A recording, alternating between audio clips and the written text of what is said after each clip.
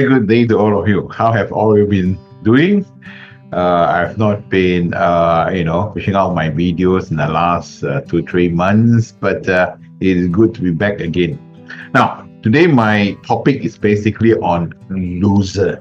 Loser, loser, and we would like to look at some of the signs of a loser and how we can overcome them.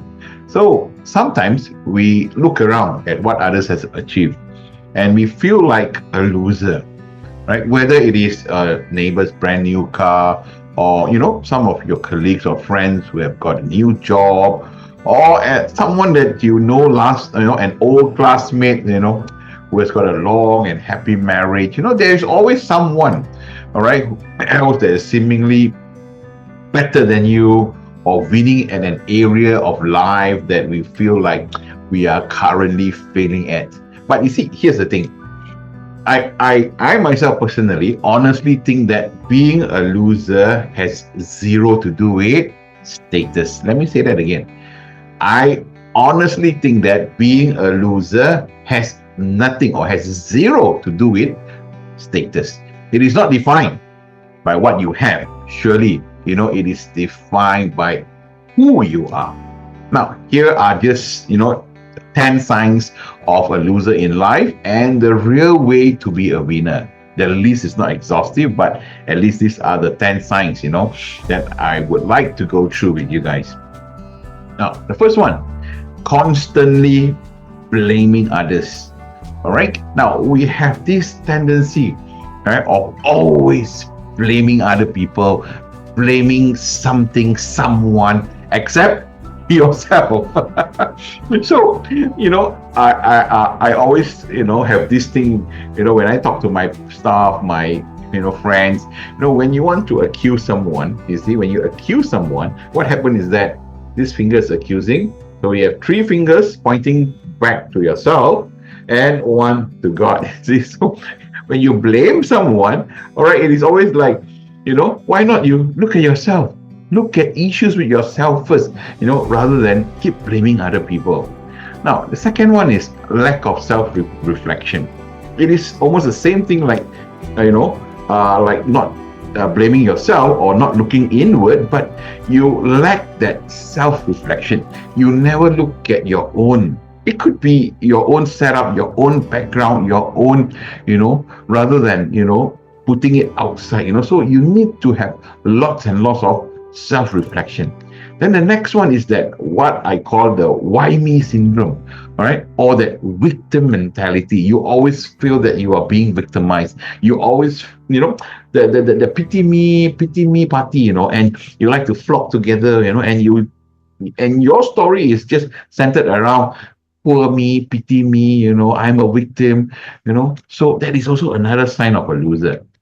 Number 4, you love to give what? Excuses and justification. You just justify, give excuse over excuse. I can't come early because of this. I can't do that because of that. I am not rich because I'm not born in a rich family. All kind of excuses, all kind of justification. Number 5, all right? There is always this fear of failure, and you don't dare to take the first step. You don't even dare to even try, or you don't even dare to open your mouth, and why? Because there's this fear of failure. What if, and what if? Then the 7th one, number 6 is negative self-talk. Sometimes this may come to you very, very subtly, but we always have this negative self-talk. Who am I compared to that person? Who am I, to go and do this? Who am I? And it's so negative. Definitely you're not tall enough, you're not handsome enough, or you're not, all kind of negative self-talk. All right. Then number 7, all right, lack of perseverance. We may take the first step, but after a while you say, it's too hot. The heat is just too overwhelming. Everyone is looking at me, the issue here is that sometimes when you have commit yourself to doing something, you need to persevere. You need to not only follow up, as I've always said, you need to follow through until you see the end. Everything begins with the end in mind. All right, you need to persevere. Right, so lack of perseverance. Number 8, excessive self-pity. Just now I mentioned about, the pity party, right? So excessive, so much so that, it paralyzes you, all right?